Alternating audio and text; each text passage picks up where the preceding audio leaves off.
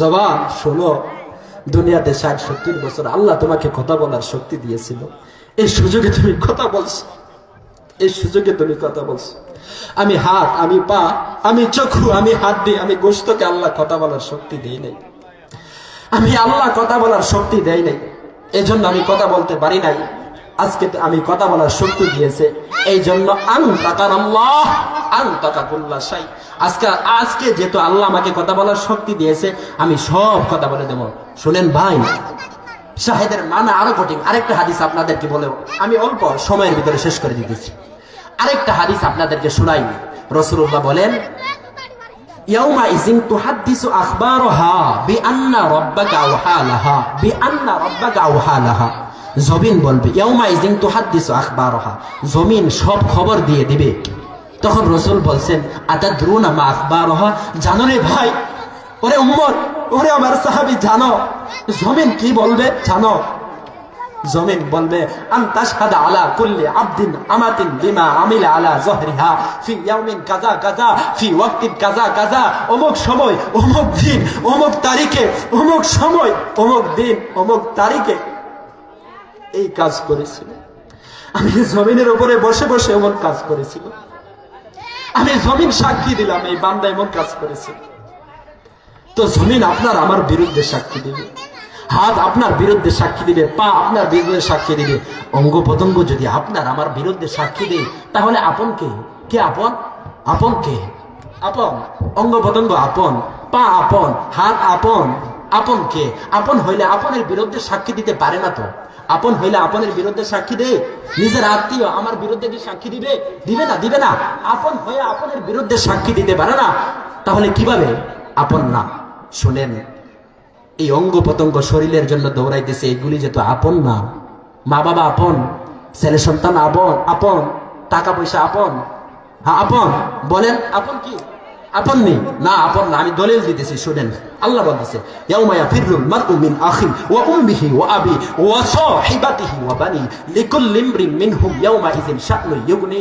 ওই দিন, কঠিন কিয়ামতের দিন, কেউ কারো পরিচয় দিবে না। বাবা ছেলের পরিচয় দিবে না, স্ত্রী স্বামীর পরিচয় দিবে না, কেউ কারো পরিচয় দিবে না। প্রত্যেকে বলবে, ইয়া রব্বি ইয়া নাফসি, ইয়া রব্বি ইয়া নাফসি, আল্লাহ আমাকে বাঁচাও, আল্লাহ আমাকে বাঁচাও, ইয়া রব্বি ইয়া নাফসি, আল্লাহ আমাকে বাঁচাও, সাল্লিম সাল্লিম সাল্লিম সাল্লিম, আল্লাহ আমাকে বাঁচাও, আল্লাহ আমাকে বাঁচাও। তো মা বাবা ছেলে সন্তান কেউ কারো পরিচয় দিবে না। শুধু তাই নয়, ওয়ালা ইয়াসআলু হামিমুন হামিমা, অন্তরঙ্গ বন্ধু কেউ কারো পরিচয় দিবে না রে বাবজান, কেউ কারো পরিচয় দিবে না। অন্তরঙ্গ বন্ধু যারা আছে কেউ কারো পরিচয় দিবে না। বন্ধুর জন্য অনেক কিছু করে, যুবকে করে না? বলছে চলো, কোথায় যাবা? খরমপুর। কেন? গান শুনবে। ডাক দিছে, তিতাসে চলে গেছে, সারা রাত গান শুনছে, আবার ফিরা তিতাসে আসছে, আসা ঘুমায় গেছে। কেউ বলতে পারে না। মা বাপ বলতে পারে? বলতে পারে না, কেউ বলতে পারে না। গেছে কার জন্য? বন্ধুর জন্য। বন্ধু বন্ধু বন্ধু কিন্তু বন্ধু বন্ধুকে ধ্বংস করে। সৎসঙ্গে স্বর্গবাস, অসৎ সঙ্গে সর্বনাশ। শুনেন আরেকটা ঘটনা আপনাদেরকে শোনাই। ওয়ায়াউমা ইয়াদু যালিম আলা ইয়াদাই ইয়াকুলু ইয়া লাইতানি ইত্তাখাযতু মা'আর রাসূলি সাবিলা ইয়া ওয়াইলাতা লাইতানি লাম আত্তাখিজ ফুলানান খলিলা। বন্ধু বন্ধুর জন্য কি করছে শুনেন। রাসূলের জামানায় এক বন্ধু ঈমান আনছে। ঈমান কিভাবে আনছে?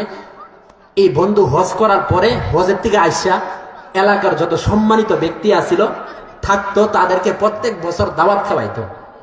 তো সম্মানিত ব্যক্তিদের মধ্যে আমাদের রাসূলুল্লাহ সাল্লাল্লাহু আলাইহি ওয়াসাল্লামও পড়েন। তখন সম্মানিত যেহেতু, রাসূলুল্লাহকে দাওয়াত দিয়েছেন। কি দিয়েছেন ভাই? দাওয়াত দিয়েছেন। রাসূলুল্লাহ দাওয়াত গ্রহণ করছে, গেছে দাওয়াতে। যাওয়ার পরে তার হাতে ধরছে, ভাই কালিমাটা পড়ো, কুলু লা ইলাহা ইল্লাল্লাহ তুফলিহু, পড়ো না লা ইলাহা ইল্লাল্লাহ, তাহলে নাজাত নাজাত।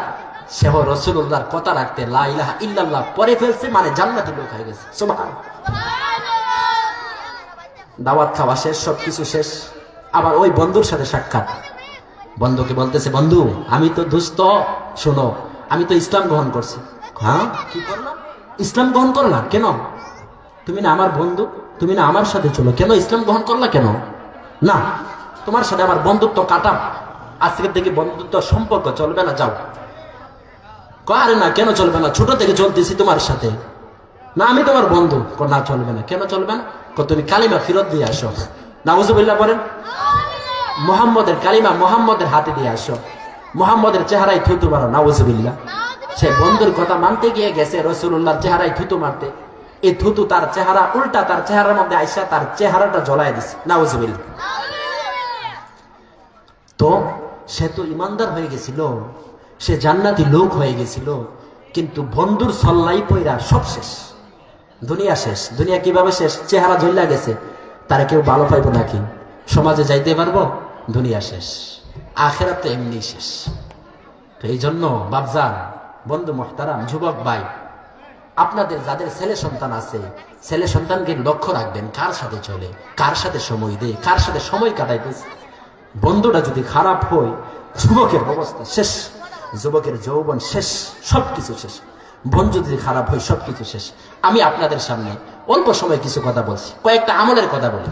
এতক্ষণ আমি কবর সম্পর্কে কিছু কথা বলতেছিলাম। কবর সম্পর্কে কথা বলা উদ্দেশ্য হলো আখিরাতকে স্মরণ করা, আল্লাহকে স্মরণ করা। কবরের বই যদি কেউ ভিতরে প্রবেশ করাইতে পারে, তাহলে আখিরাতের কথা স্মরণ হবে, আর আখিরাতের কথা স্মরণ হলে দুনিয়ার উপরে আমল করা সহজ হবে। কয়েকটা হাদিস। এতক্ষণ আমলের প্রতি উৎসাহ দিলাম, এখন আমলের কথাগুলি বলি, শুনেন।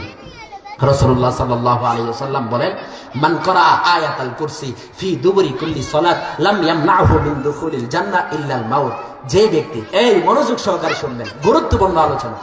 যে ব্যক্তি 5 ওয়াক্ত নামাজের পরে মান করা আয়াতুল কুরসি, যে ব্যক্তি ফি দুবুরি কুল্লি সালাত 5 ওয়াক্ত নামাজের পরে আয়াতুল কুরসি পড়বে, লাম ইয়ামনাহু মিন দুখুলিল জান্নাহ ইল্লাল মাউত, সে জান্নাতে যাইতে কোনো বাধা নাই, বাধা হইল মৃত্যু। অর্থাৎ মৃত্যু বরণ করার সাথে সাথে সে জান্নাতে প্রবেশ করবে। যে ব্যক্তি আয়াতুল কুরসি পারি আমরা পড়ব। মা বোনেরা আয়াতুল কুরসিকে চিনে আল্লাহ দোয়া বলে। কি দোয়া বলে? আল্লাহ দোয়া বলে। তো আমরা যারা এটা না করলে অনাহনে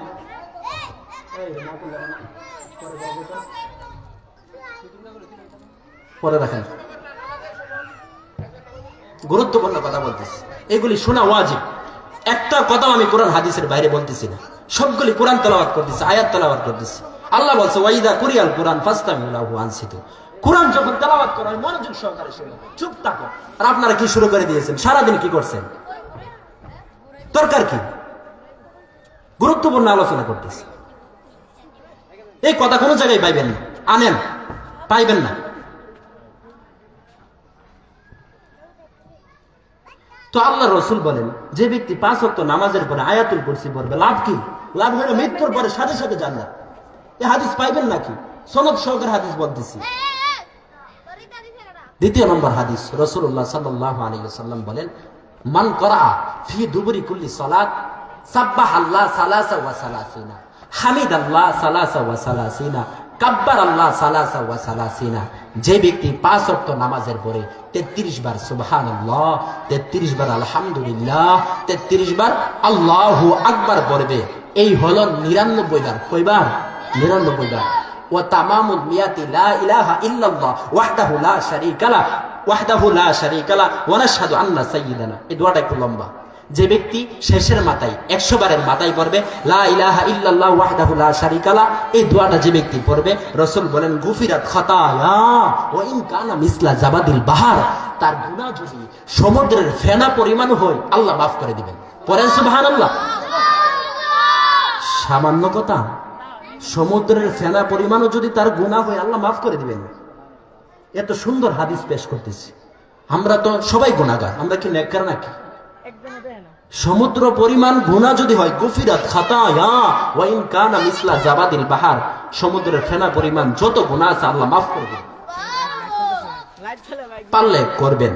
তৃতীয় আরেকটা আমল বলি, রাসূলুল্লাহ সাল্লাল্লাহু আলাইহি ওয়াসাল্লাম বলেন, মান করা মান সাল্লা বাদাল মাগরিবি 6 রাকাত, যে ব্যক্তি মাগরিবের পরে, কিসের পরে ভাই? মাগরিবের পরে 6 রাকাত, 6 রাকাত নামাজ পড়বে, উদিল্লা লাহু বিইবাদাতি 12 সানা, আল্লাহ তাআলা তার আমলনামার মধ্যে 12 বছর নফল ইবাদত করার সওয়াব দিবেন। আপনি আমি 12 বছর বাঁচি কিনা শিউন নাই, ঠিক আছে? আছে রে ভাই, আছে নাকি? নাই। ইজা জা আজালহুম লা ইস্তাখিরুনা সাআ ওয়া লা ইস্তাকদিমুন। বাংলাদেশের এক ঘটনা, এক যুবক গান লেখছে, স্টেজে দাঁড়াইছে, গানের নাম হলো 1 সেকেন্ডের নাই ভরসা। 1 সেকেন্ডের নাই ভরসা। এই গান ফরিদপুরে গাইছে, দাঁড়াইছে স্টেজে গাইবে, গান লেখে দাঁড়াইছে, সে নিজেও নাচবে, স্টেজের মানুষকে নাচাইবে। সে 1 সেকেন্ডের নাই ভরসা করে গানে টান দিছে, সেও নাই। আল্লাহু আকবার বল। আল্লাহ বুঝাইলো না? তুমি বলছো 1 সেকেন্ডের নাই ভরসা, আজকে তোমার মাধ্যমে আমি সত্যায়ন করলাম 1 সেকেন্ডের নাই ভরসা। যেটা আমল বলতেছিলাম, ওয়াদিল্লা লাহু বিইবাদাতি সিনতাই আশারা সানা। আল্লাহ আপনার আমার আমল নামায় 12 বছর নফল ইবাদতের সওয়াব দিবেন। কি আমল করলে? 6 রাকাত আওয়াবিন নামাজ পড়লে। কয় রাকাত বলেন? সকলে বলেন। কয় রাকাত? 6 রাকাত। কিসের নামাজ? আওয়াবিন নামাজ। কিসের নামাজ? আওয়াবিন নামাজ। কিসের পরে? মাগরিবের পরে। বাদাল মাগরিবি 6 রাকাত। মাগরিবের পরে 6 রাকাত নামাজ পড়লে ওয়াদিল্লা লাহু বিইবাদাতি সিনতাই আশারা সানা, 12 বছর নফল ইবাদতের সওয়াব। শুনেন, শেষমেশ কত বাজে? তাহাজ্জুদের নামাজের একটা ফজিলত বলি। হুজুরে বসা, এই জন্য আমি দেরি করতেছি না। তাহাজ্জুদের নামাজের একটা ফজিলত বলতেছি। রাসূলুল্লাহ সাল্লাল্লাহু আলাইহি ওয়াসাল্লাম বলেন, আল্লাহ বলেন, তাতাজাফা জুনুবুহুম আনিল মাদাজি ইয়াদউনা রাব্বাহ। কিছু মানুষ আছে, আওয়াজ না করি, কিছু মানুষ আছে, এরা ইয়াদউনা রাব্বাহ, নিজের পার্শ্বকে ঘুম থেকে উঠায়া ফেলে। মানে শেষ রাত্রে ঘুমায় না, দাঁড়িয়ে যায়, দাঁড়াইয়া তার রবকে ডাকে, আল্লাহকে ডাক দে, আল্লাহ আমি গুনাহগার, আল্লাহ আমার রিজিক নাই, আল্লাহ আমি অভাবী, আল্লাহ আমি দুনিয়াতে কিছু পাই না, আল্লাহ আমি অনেক সমস্যায় আছি, আল্লাহ আমি ক্যান্সারে ভুগতেছি।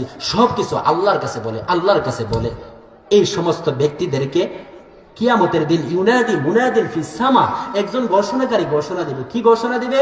আইনাল্লাযী তাতাজাফা জুনুবুহুম আনিল মাদাজি। ওই সমস্ত ব্যক্তিরা কোথায় রে? ওই সমস্ত ব্যক্তিরা কোথায়? ইয়াকুমুনা ওয়া হুম কলিল।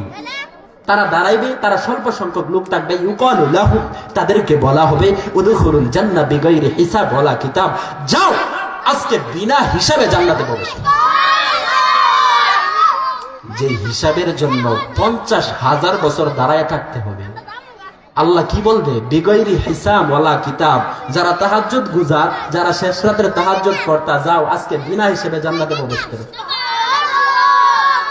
একজন ঘোষণাকারী ঘোষণা দিবে, ইয়াকুমুনা ওয়া হুম কলিল। কিন্তু তাহাজ্জুদ পড়নেওয়ালা কম, স্বল্প সংখ্যক লোক থাকবে। একটা এলাকায় একজন, শহরের মধ্যে কিছু জন। শেষ রাতের ঘুম আরাম না? শীতের দিন কম্বল নিয়ে, লেপ নিয়ে, কি আরাম ঘুম। শেষ রাতের ঘুম যেরকম আরাম, আনন্দদায়ক, ভালো, শেষ রাতের ইবাদত ঠিক আল্লাহর কাছে তেরকম ভালো। সুবহানাল্লাহ। তাহাজ্জুদের আরেকটা ফজিলত